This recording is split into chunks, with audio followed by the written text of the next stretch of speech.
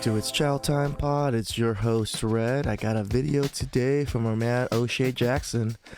This is a sad story of Chuck Liddell and his divorce. I mean, you think about it, UFC fighters, especially someone like Chuck Liddell, the Iceman, you know, like himself, would not get taken advantage of in a marriage or just in this type of scenario, but they do. You know, men, we're idiots. We think that once we're in love, you know, the woman ain't gonna do anything to us, but it almost always gets proven wrong, right? So please like and subscribe down below. I'd really appreciate that. And then let's get to the chow. It's chow time. What's good, everybody? It's your boy, O'Shea Duke Jackson. I love his intro. Hey, everybody. Back at it again with another episode of the Celebrity Junk. Guys, if you remember the early UFC days, you remember a fighter by the name of Chuck Liddell. And to be honest, this is like in the beginning where, I mean, if you guys were in the UFC days back in those, damn, this is the man that fucking put UFC on the fucking map, right? This guy was Chuck the Iceman Liddell, right? Like, one badass motherfucker that no one would really think to fuck with. people didn't really take UFC as serious, but this guy was really one of the guys, the progenitors, that made this into the sport that we all love today. It is. He's now 53 years old. He looks good for 53. Now this is important. It's important because 10 years ago, he got married to a lady by the name of Heidi that he wants to divorce, right? Now, let me kind of just backtrack. I've been preaching to guys that as you've worked hard, think about fighting, getting punched in the face, getting put into leg locks and all that, breaking your hand, getting your bones broke, you know, all to give it to somebody who didn't help you get it, who don't have any money, who don't have anything. This is why men have an issue with women waiting for the finish line. All right. He married her when he was 40. That's when he retired from UFC. So he was at his peak earning potential. He was well off, right? She wasn't there when he was fighting. He wasn't there when she was all battered and bruised up from all the fights and stuff. She just came there after he retired, right? And gets to indulge in all of these extravagance because she waited at the finish line. And now she gets to take a good portion of his assets away. Bullshit. And all they are there to do, because you find out they don't love you, to take away from what you built.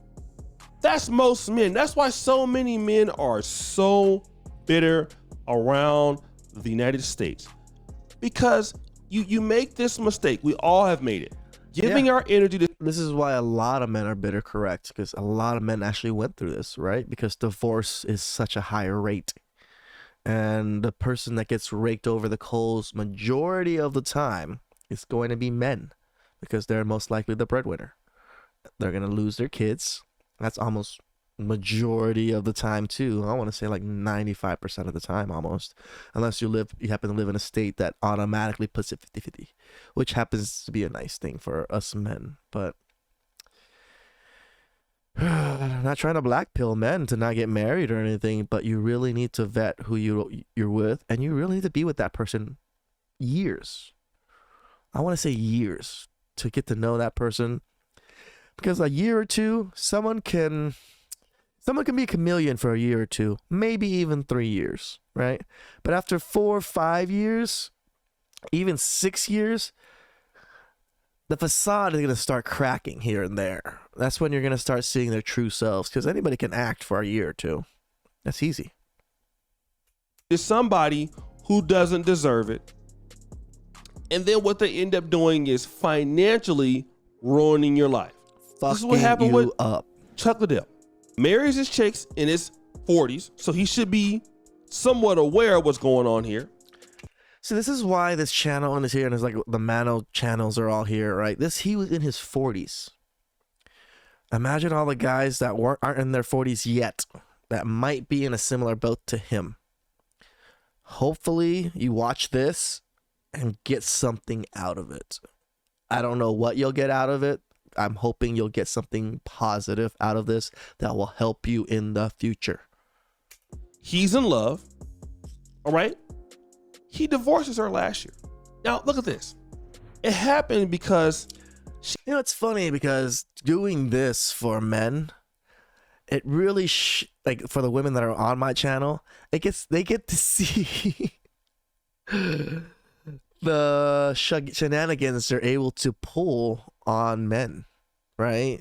It's a double-edged sword when I make these types of videos because women can actually see, oh yeah, I can literally just take everything from a man and not have to care about it, right?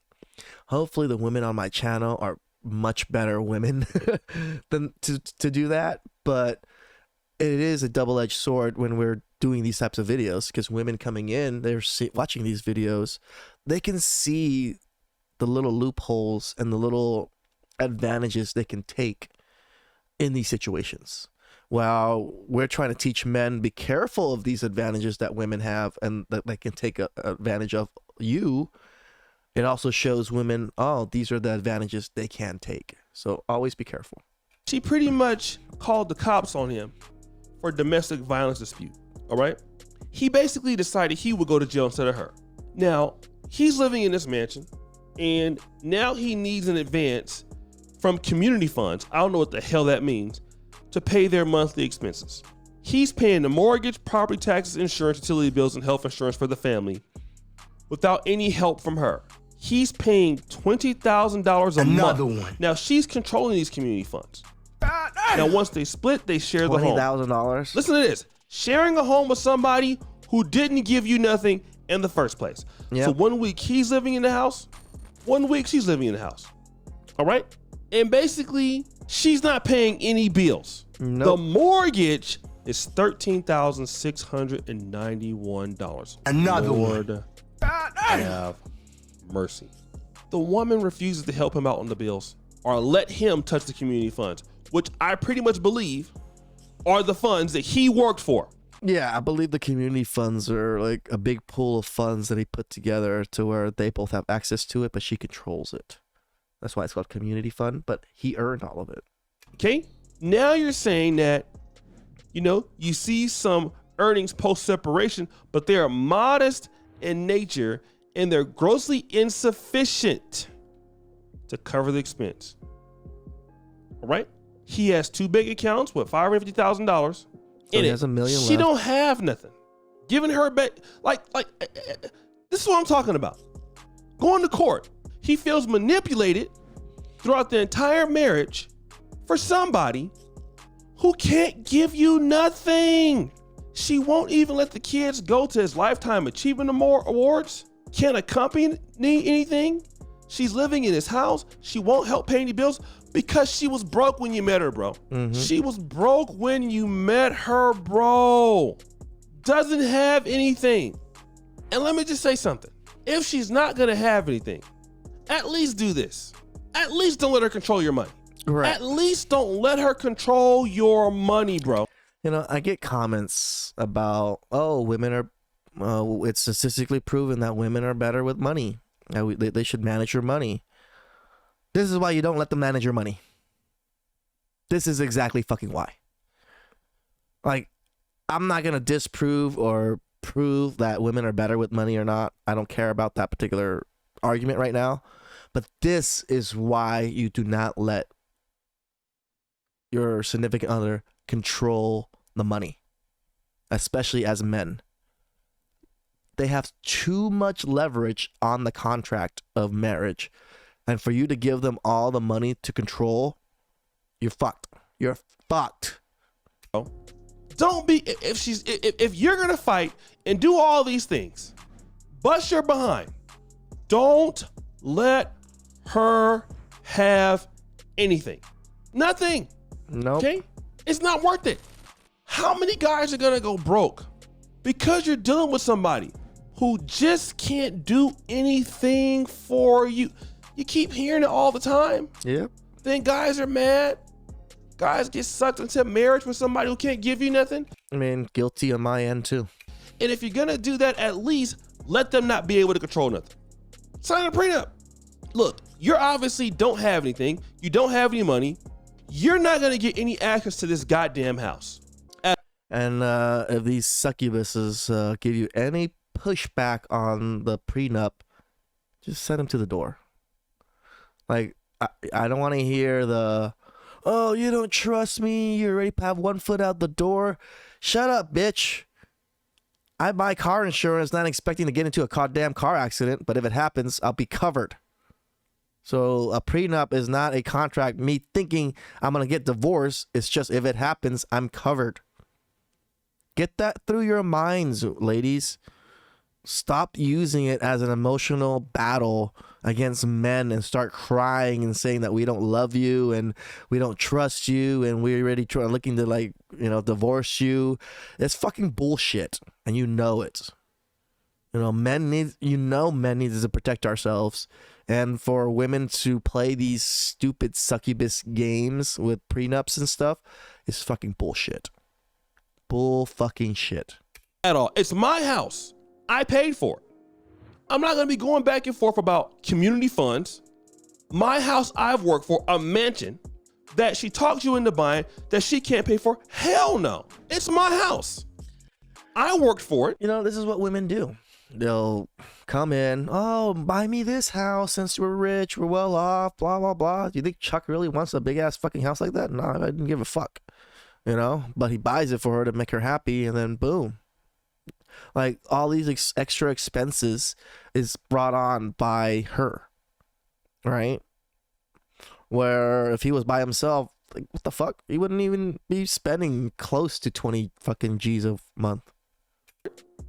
I got my ass kicked for it. It's not yours.